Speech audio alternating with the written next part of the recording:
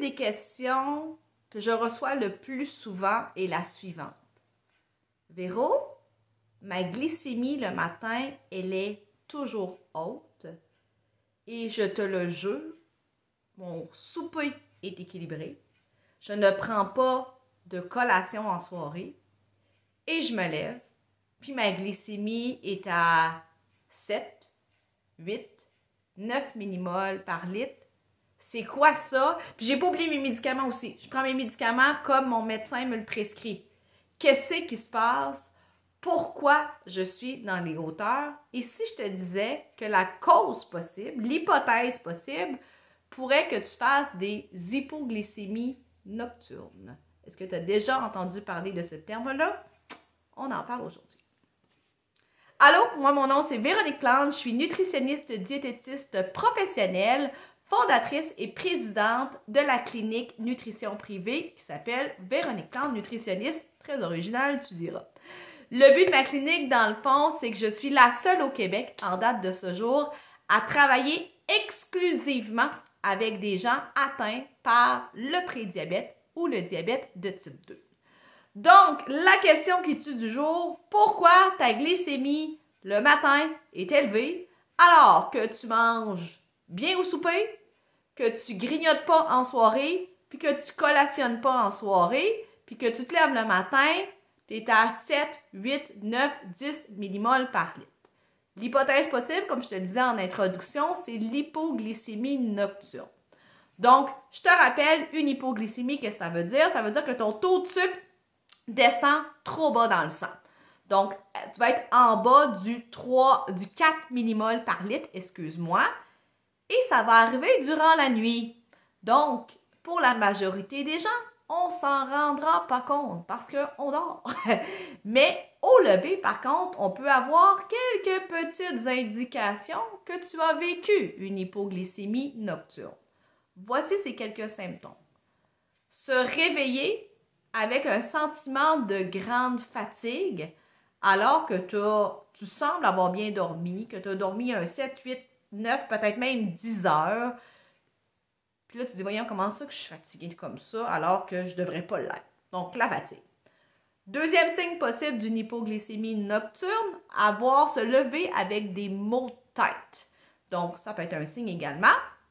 Se lever en ayant extrêmement faim ou en ayant des rages de sucre. Ça peut être aussi un signe d'hypoglycémie nocturne.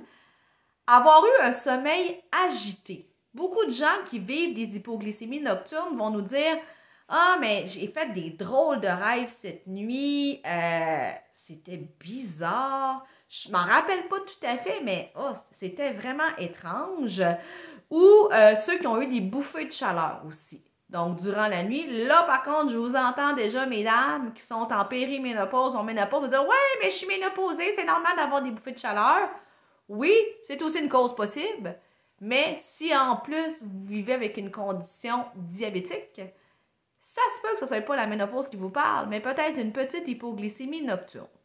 Donc, une fois qu'on a, peut-être que vous vous reconnaissez dans un ou plusieurs de ces symptômes-là, comment savoir si on fait vraiment une hypoglycémie nocturne?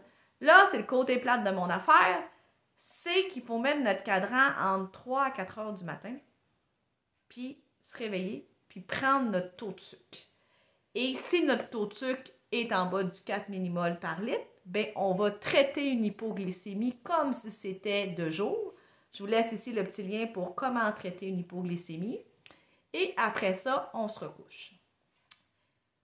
Maintenant, la question était au départ, OK, je fais une hypo la nuit, possiblement, mais je vais me lever plus haut.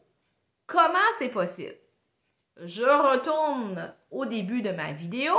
Je vous ai dit que la majorité des gens, quand ils font une hypoglycémie, ne se réveillent pas. Mais le corps, lui, a besoin de certains taux de sucre dans le sang pour fonctionner durant la nuit, pour maintenir le fonctionnement des organes vitaux, pour maintenir votre température corporelle. Donc, si vous ne vous réveillez pas, le cerveau va avertir votre organisme qu'il vous manque du sucre dans le sang et le foie va venir à votre rescousse et va venir transvider du sucre dans votre sang. On a des réserves de sucre dans notre foie qu'on appelle le glycogène. Et là, quand ce mécanisme-là embarque, bien oui, le taux de sucre va remonter, mais il va remonter dans les hauteurs. Donc, on va dépasser le 7, 8, 9 millimoles. Donc, peut-être à valider. Est-ce que vous faites une hypoglycémie nocturne? Oui? Non? À surveiller? À tester?